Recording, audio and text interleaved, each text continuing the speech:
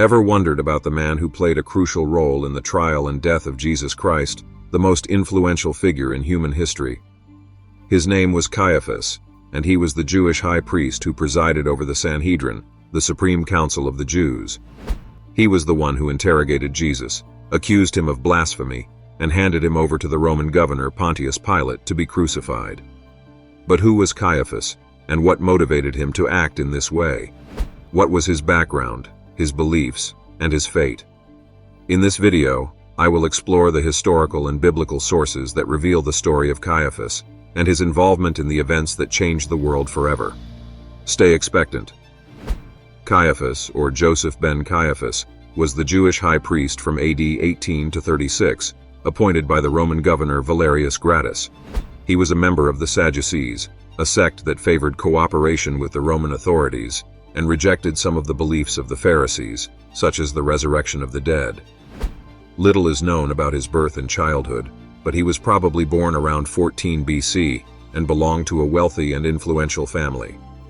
His father-in-law was Annas, who had been the high priest from AD 6 to 15 and remained a powerful figure in the Jewish hierarchy. Caiaphas was the leader of the Sanhedrin, the supreme council of the Jews, which consisted of 71 members, including chief priests, elders, and scribes. This council had the authority to judge civil and religious matters, but not to execute anyone without the approval of the Roman governor. Caiaphas and the Sanhedrin plotted to kill Jesus, but they feared the reaction of the people who followed him. They needed a way to arrest him secretly and bring false charges against him. They found an opportunity when Judas Iscariot, one of Jesus' disciples, agreed to betray him for 30 pieces of silver. After Judas collected the money, he looked for an opportunity to hand Jesus over to them when no crowd was present.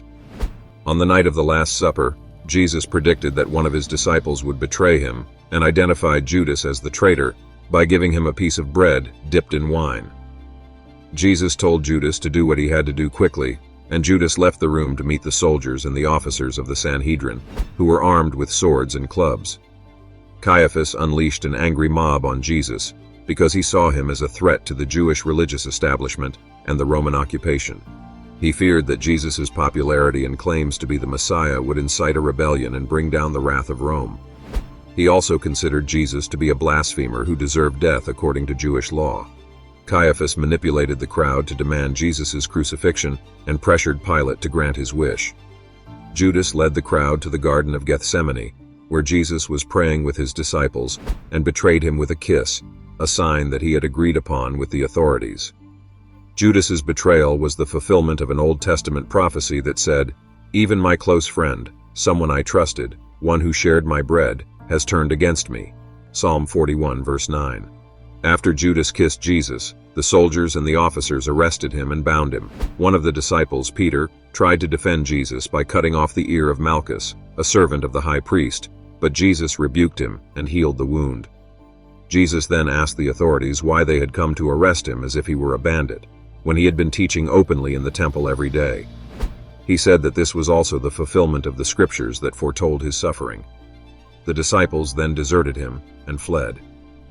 Jesus was taken to the house of Annas, the father-in-law of Caiaphas, the high priest, who questioned him about his disciples and his teaching. Jesus answered that he had spoken openly to the world and that they should ask those who heard him what he said.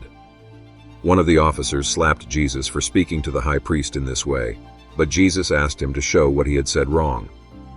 Annas then sent him to Caiaphas, where some members of the Sanhedrin had gathered and where the first trial of Jesus took place. Caiaphas and the other members of the council tried to find false witnesses against Jesus, but they could not find any, or their testimonies did not agree. Finally, 2 witnesses came forward and said that Jesus had claimed to be able to destroy the temple of God and rebuild it in 3 days. This was a distortion of what Jesus had said earlier, when he referred to his own body as the temple that would be raised up after his death and resurrection. John 2 verses 19 to 22. Caiaphas then asked Jesus if he had anything to say in his defense, but Jesus remained silent. Caiaphas then put Jesus under oath and asked him directly, "Are you the Messiah, the Son of God?" This was the pivotal question that Caiaphas wanted Jesus to answer, because if he affirmed his messianic and divine identity, he would be guilty of blasphemy, a capital offense under Jewish law. Jesus answered, "You have said so. But I say to all of you, from now on, you will see the Son of Man sitting at the right hand of the Mighty One and coming on the clouds of heaven." This was a clear reference to the Old Testament prophecies of Daniel 7 verses 13 and 14 and Psalm 110 verse 1, which describe the exaltation and authority of the Messiah as the Son of Man and the Son of God. Caiaphas then tore his clothes, a sign of outrage and grief, and declared that Jesus had blasphemed and that they did not need any more witnesses. He asked the council what they thought, and they all agreed that Jesus deserved death. They then spat on him, struck him, and mocked him, saying, "Prophesy to us, Messiah, who hit you?" The trial of Jesus before the Sanhedrin was not a regular or legal proceeding, but a covert and hasty gathering of a few members of the council who wanted to get rid of Jesus. According to Jewish law, a trial involving a capital case could not be held at night, on the eve of a Sabbath or a festival, or without a proper defense and a full quorum of 71 judges.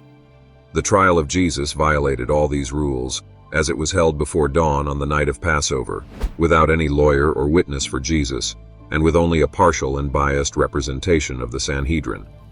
Moreover, the trial was based on false and contradictory testimonies, and the verdict was predetermined by the hostility and jealousy of the chief priests and the elders. The book of John also records that Jesus was questioned by Annas, the former high priest and the father-in-law of Caiaphas, before he was brought to the Sanhedrin. This was an unusual and irregular step, as Annas had no official authority or jurisdiction over Jesus. Some scholars suggest that Annas was still a powerful and influential figure in the Jewish hierarchy, and that he wanted to interrogate Jesus personally, either out of curiosity or malice. Others suggest that Annas was acting as a preliminary examiner, trying to find some charge against Jesus that would justify his arrest and trial. In any case, the questioning of Jesus by Annas was not a formal or legal trial, but a private and informal inquiry, which did not produce any evidence or accusation against Jesus. Caiaphas did not want to involve the Romans in the trial of Jesus at first, because he wanted to preserve the autonomy and authority of the Sanhedrin, the Jewish Supreme Council, over religious matters. He also wanted to avoid any public uproar or Roman backlash that might result from a public trial of a popular preacher like Jesus. He hoped to find a way to condemn Jesus on the grounds of blasphemy, a capital offense under Jewish law, without needing the approval of the Roman governor. Despite all the miracles of Jesus, the Jews, and of course the Sanhedrin, plotted to kill him for several reasons. Jesus challenged their authority, calling them hypocrites and blind guides. He broke their laws about Sabbath observance, healing people on the Sabbath, and allowing his disciples to pluck grain. Jesus also mixed with people the Jewish leaders regarded as unclean, sinners, prostitutes, and tax collectors.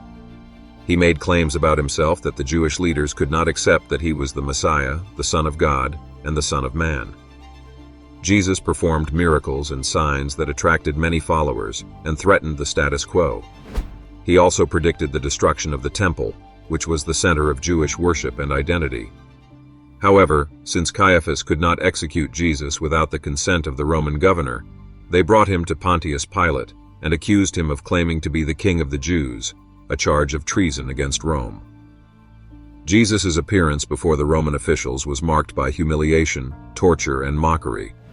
He was first brought before Pilate, who found no fault in him but sent him to Herod Antipas, the ruler of Galilee, who happened to be in Jerusalem at the time. Herod was curious to see Jesus, but Jesus did not answer any of his questions. Herod and his soldiers ridiculed and abused Jesus and sent him back to Pilate. Pilate tried to release Jesus, but the crowd insisted on crucifying him. Pilate then had Jesus flogged, and the soldiers twisted a crown of thorns and put it on his head. They also clothed him in a purple robe and mocked him as the king of the Jews. Pilate presented Jesus to the crowd, saying, "Behold the man," but they shouted, "Crucify him."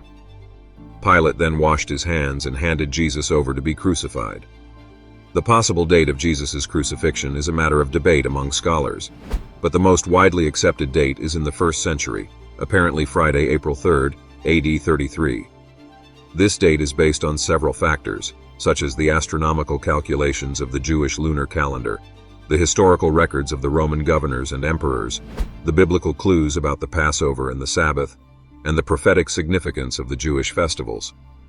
Today's Christians all over the world chose to remember this significant event via Easter, remarking on the death and resurrection of Christ. It is usually held around that same period believed to be Christ's death. Now let's answer one of the most thoughtful questions ever asked. What happened to Caiaphas after Jesus died and resurrected?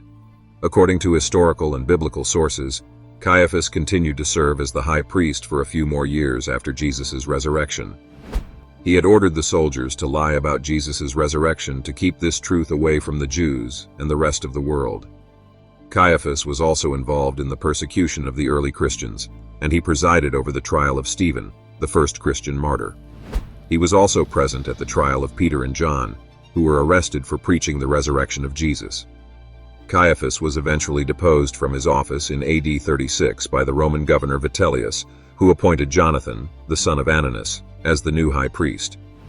The fate of Caiaphas after his deposition is uncertain, but some traditions suggest that he committed suicide, was killed by a mob, or died in exile. I hope you enjoyed today's video. If so, kindly drop your thoughts in the comments section below. Don't forget to like and subscribe if you haven't done so already. See you later.